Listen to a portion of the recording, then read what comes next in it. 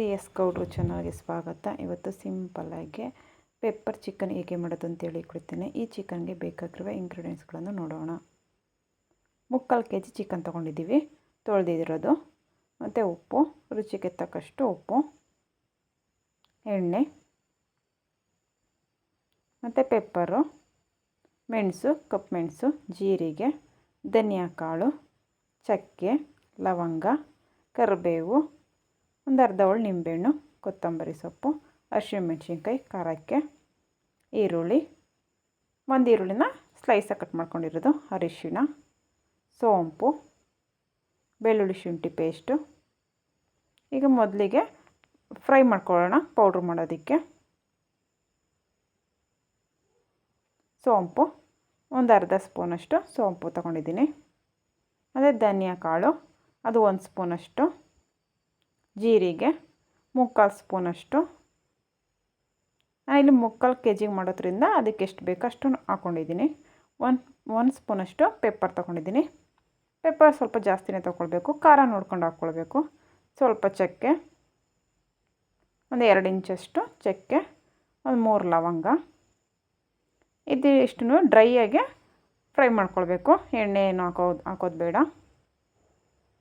ಇದು ಗಮ್ ಅಂತ ಸ್ಮೆಲ್ ಬರೋವರೆಗೂ ಫ್ರೈ ಮಾಡಿಕೊಂಡು ಅದನ್ನು ನೈಸಾಗೆ ಪೇಸ್ಟ್ ಮಾಡಿ ರುಬ್ಕೊಳ್ಬೇಕು. ಇದೆಲ್ಲ ಆರಾದ್ಮೇಲೆ ಪೌಡ್ರ್ ಮಾಡ್ಕೊಳ್ಳೋಣ.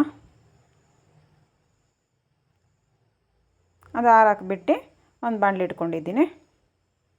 ಸ್ವಲ್ಪ ಎಣ್ಣೆ, ಒಂದು 3ರಿಂದ 4 ಸ್ಪೂನಷ್ಟು ಎಣ್ಣೆ, ಹಸಿಮೆಣ್ಸಿನ್ಕಾಯಿ ಖಾರ ನೋಡ್ಕೊಂಡು ನಿಮ್ಗೆ ಎಷ್ಟು ಖಾರ ಬೇಕೋ ಅಷ್ಟು ಹಾಕ್ಕೊಳ್ಳಿ. ಕರಿಬೇವು ಮತ್ತು ಪೆಪ್ಪರ್ ಹಾಕೋದ್ರಿಂದ ಪೆಪ್ಪರ್ ಕಾಳನ್ನು ಹಾಕ್ಕೊಂಡಿದ್ದೀವಿ ಪೌಡ್ರಿಗೆ, ನೋಡ್ಕೊಂಡು ಖಾರ ನೋಡ್ಕೊಂಡು ಹಾಕ್ಕೊಳ್ಬೇಕು. ಈರುಳ್ಳಿ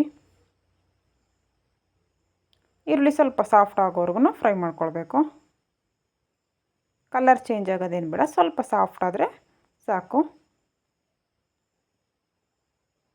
ಈರುಳ್ಳಿ ಎಲ್ಲ ಫ್ರೈ ಆಗಿದೆ. ಬೆಳ್ಳುಳ್ಳಿ ಶುಂಠಿ ಪೇಸ್ಟ್ ಹಾಕ್ಕೊಳ್ಳೋಣ.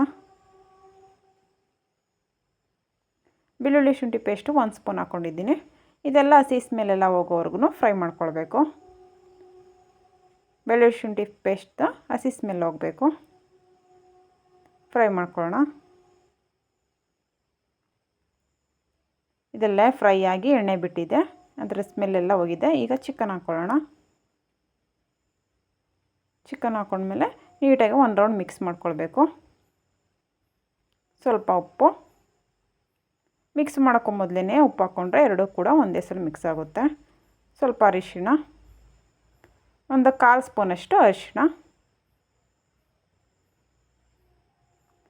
ಇವಾಗೆಲ್ಲ ನೀಟಾಗಿ ಮಿಕ್ಸ್ ಮಾಡ್ಕೊಳ್ಳೋಣ. ಬೆಳ್ಳುಳ್ಳಿ ಶುಂಠಿ ಪೇಸ್ಟು, ಈರುಳ್ಳಿ ಮತ್ತು ಹಸಿಮೆಣ್ಸಿನ್ಕಾಯಿ, ಅರಿಶಿಣ, ಉಪ್ಪು ಇದೆಲ್ಲ ಹಾಕ್ಕೊಂಡು ನೀಟಾಗಿ ಚಿಕನ್ಗೆಲ್ಲ ಹೊಂದ್ಕೊಳ್ಳೋವರೆಗೂ ಫ್ರೈ ಮಾಡ್ಕೊಳ್ಬೇಕು.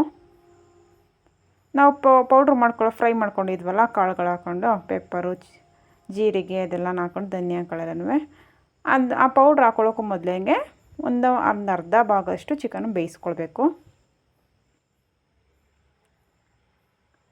ಹಾಗೆ ಕ್ಲೋಸ್ ಮಾಡಿ ಬೇಯಿಸ್ಕೊಳ್ಳೋಣ. ಒಂದು 5 ನಿಮಿಷ ಬೇಯಿಸ್ಕೊಳ್ಬೇಕು. ಹಾಗೆ ಬೇಯಕ್ಕೆ ಬಿಡಬೇಕು ಒಂದು 5 ನಿಮಿಷ. ಓಪನ್ ಮಾಡ್ಕೊಳ್ಳೋಣ. ನೋಡಿ ಇಷ್ಟು ಬೆಂದಿದೆ. ನೋಡಿ ಬೆಂದು ಸೈಡಲ್ಲೆಲ್ಲ ಎಣ್ಣೆ ಬಿಟ್ಟಿದೆ.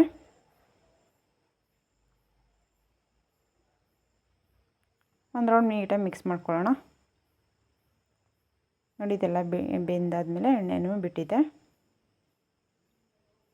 ಇದೆಲ್ಲ ಮಿಕ್ಸ್ ಆದಮೇಲೆ ನಾವು ಪೌಡ್ರ್ ಮಾಡ್ಕೊಂಡಿದ್ವಲ್ಲ ಆ ಪೌಡ್ರನ್ನ ಹಾಕ್ಕೊಳ್ಬೇಕು. ಎಲ್ಲ ಪೌಡ್ರನ್ನೂ ಹಾಕ್ಕೊಳ್ಳೋಣ. ನೋಡ್ಕೊಂಡು ಪೌಡ್ರ್ ಎಷ್ಟು ಬೇಕೋ ಅಷ್ಟು ನೋಡ್ಕೊಂಡು ಹಾಕ್ಕೊಳ್ಬೋದು. ನೈಸಾಗಿ ರುಬ್ಕೊಂಡಿದ್ದೀನಿ. ಎಲ್ಲ ಪೌಡ್ರನ್ನೂ ಹಾಕ್ಕೊಳ್ತಾ ಇದ್ದೀನಿ. 3/4 kgಗೆ ಎಷ್ಟು ಬೇಕೋ ಅಷ್ಟು ಇಂಗ್ರೀಡಿಯೆಂಟ್ಸ್ಗಳು ಹಾಕ್ಕೊಂಡು ಫ್ರೈ ಮಾಡಿ ಪೌಡ್ರ್ ಮಾಡ್ಕೊಂಡಿರೋದು ಹಾಕ್ಕೊಂಡು ಇದನ್ನು ಚಿಕನ್ಗೆಲ್ಲ ಹೊಂದ್ಕೊಳ್ಬೇಕು. ಪೌಡ್ರು ನೀಟಾಗಿ ಮಿಕ್ಸ್ ಮಾಡಿಬಿಟ್ಟು,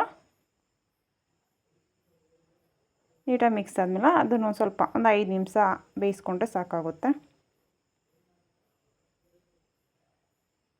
ಒಂದು 5 ನಿಮಿಷ ಹಾಗೆ ಕ್ಲೋಸ್ ಮಾಡಿ ಫ್ರೈ ಮಾಡ್ಕೊಳ್ಳೋಣ. 5 ನಿಮಿಷ ಬಿಡೋಣ. ಎಲ್ಲ ಮಿಕ್ಸ್ ಆದಮೇಲೆ ಫ್ರೈ ಮಾಡಿಬಿಟ್ಟು ಒಂದು 5 ನಿಮಿಷ ಬಿಟ್ಟಿದ್ವಿ. ಓಪನ್ ಮಾಡಿಕೊಂಡು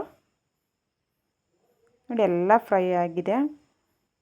ಚಿಕನ್ಗೆಲ್ಲ ಉಪ್ಪು ಖಾರ ಎಲ್ಲ ಹೊಂದ್ಕೊಂಡಿದೆ. ಈ ಟೈಮಲ್ಲಿ ಸ್ವಲ್ಪ ನೋಡ್ಕೊಳ್ಬೇಕಾದ್ರೆ ಸಪ್ಪೆ ಆಗಿದ್ರೆ ಇನ್ನೊಂದು ಸ್ವಲ್ಪ ಉಪ್ಪು ಹಾಕ್ಕೊಳ್ಬೋದು. ಖಾರ ಬೇಕು ಅಂದರೂ ಹಾಕ್ಕೊಳ್ಬೋದು. ಸ್ವಲ್ಪ ಕೊತ್ತಂಬರಿ ಸೊಪ್ಪು ಲಾಸ್ಟಲ್ಲಿ. ನಿಂಬೆ ಹಣ್ಣು ಒಂದು ಅರ್ಧ ಹೋಳು ನಿಂಬೆಹಣ್ಣು ತೊಗೊಂಡಿದ್ವಿ, ಅದನ್ನು ಇಟ್ಕೊಳ್ಳೋಣ. ನಿಂಬೆಹಣ್ಣೆಲ್ಲ ಹಾಕಿದ್ಮೇಲೆ ಇನ್ನೊಂದು ರೌಂಡು ಮಿಕ್ಸ್ ಮಾಡ್ಕೊಳ್ಬೇಕು. ನಿಂಬೆ ರಸ ಎಲ್ಲ ಚಿಕನ್ಗೆಲ್ಲ ಹೊಂದ್ಕೊಳ್ಬೇಕು.